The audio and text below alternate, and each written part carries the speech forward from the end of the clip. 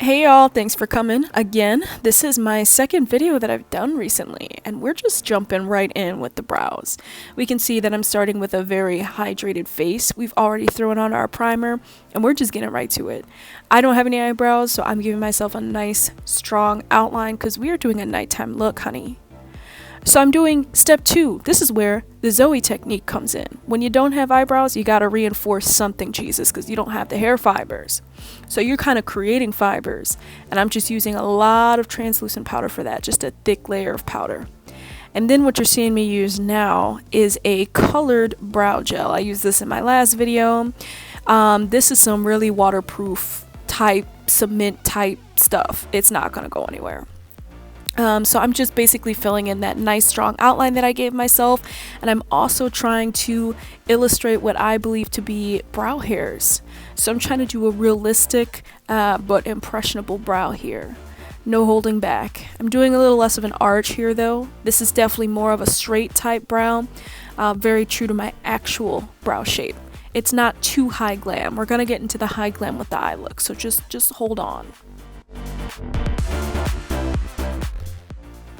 So I'm starting to look satisfied with my brows there. Don't worry about the powder, we gonna get to it later.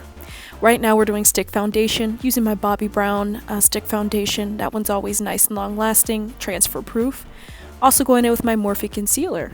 So you can see that I'm just patting her down, Jesus, going from the outside in, trying to remember technique, which is the word of the day.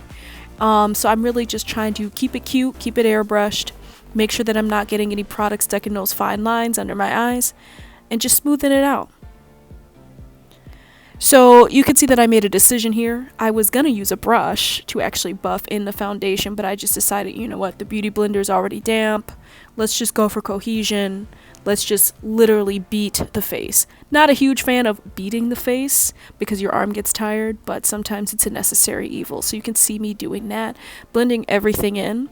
I used to never touch my concealer with my foundation. I used to actually put my concealer on top of it, but I'm definitely liking the method of just brightening the under eye, the very immediate areas, and then going right over with the foundation for a more natural look. But I used to fancy myself part drag queen before, so I did like it a little more extreme. But especially now during summer where my skin is darker, I like to just blend it in with my foundation. And then of course I'm setting everything with a nice starchy powder. This is a translucent powder, and I'm literally almost asphyxiating myself here with it. Really trying to not inhale too deeply here if you can't tell. Getting my jawline for show, just making sure I am blending everything downward, and then I'm combing through my brows. So I'm getting rid of that excess powder that you saw earlier, and I'm gonna comb through them quite a bit. This is sped up, so just keep in mind I spent some time doing this. You could see how waterproof the brows have become and how they're just not budging. So that's what I like to see. I'm putting a little moisturizer on my eyes here. You're probably wondering why I do that. The skin of my eyes is very sensitive, so I want to make sure it's well hydrated before I start putting product on top. Went ahead with some concealer as primer, and again reaching for that same beauty sponge and just dabbing that in. I promise I'm not dragging it, I am dabbing it because my eyes are very sensitive. So nobody cares more about my eyes than me. Alright, cool, so there she goes. Now we're starting with the eyeshadow. So I am using my favorite combination of eyeshadows from the Alyssa Edwards Anastasia Beverly Hills palette, which is HOE and Supreme. I just love that rosy, warm transition shade. I love to use those together. And you can see I'm using a humongous brush, and I'm just going all the way out. I am just brushing her out.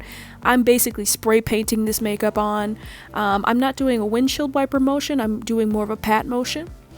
Now I've used a smaller brush at this point, and you can see I'm buffing in from the outside. And again, this is to try and give my eyes some relief and gentle treatment. I find that it's easier to just go from the outside in. I am using what looks to be like a brown, so I probably started using back rolls here from that same palette. Back rolls is an extremely deep brown, so a little goes a long way. You can tell I'm proceeding with caution here, but still blowing her way out of proportion so that my eyes look bigger and more animated. So you can see here that I've jumped right in with black eyeshadow. I'm using an angled dome brush, so I'm really treading lightly here. just spreading it out between the eyes if I feel like too much product is in one place, and really taking my time before I go back in for more. I'm really using a minimal amount of product to start to incorporate this black so we can make our mark but not regret it. So I've really taken my time to blend here, absolutely not rushing myself, getting a good arm workout in, and it's great when you do that because then you get fabulous results and self-satisfaction. Fabulous. So here I think I'm just using this brush clean for a moment, and what I'm doing is getting rid of any brush strokes, anything that looks uneven, unnatural, or just not smoky enough. It's never quite smoky enough for me.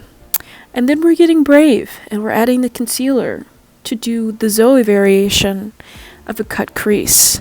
It's pretty ironic because I do prefer my makeup smoky and slightly unkempt, but I wanted to incorporate this technique into my own personal style and do with it what I felt was necessary. So no, this is not going to be a crispy cut crease with, P. Louise base and a bunch of prestige shadows, but I really wanted something that would pop against our smoky backdrop. And I wanted to do yellow. I don't wear yellow often enough. This eyeshadow color called Yellow Brick really just fills me with happiness, so wanted to go with the happy vibe and getting rid of that fallout at the same time. I'm using a denser and larger brush to continue to pat down the pigment there, and I'll probably reinforce it again off camera, making sure that the yellow is still popping. Using a small brush, it's not an angled brush, it's just a regular brush, going back in with HOE and Supreme, really blending that together with the black and brown that we've established, and of course going back in with the black. We want to make things pop, and you want to keep it smoky, which means you're going to have to layer. For me anyway, according to the Zoe technique, trademark, TM. So you can see, I'm working it in. Takes a minute, but I'm also using this Stila blending brush, and I am just using it clean. There's no product on this. But I love to use that to smoke out my existing shadows. Then I'm going back in with an angled, dense brush here with some brown, I believe. And then we're just touching up. That's clean. I'm just using that clean. Again, really want to smoke this out. I don't want brush marks. I don't want it to look like I just slapped it on. I'm really taking my time.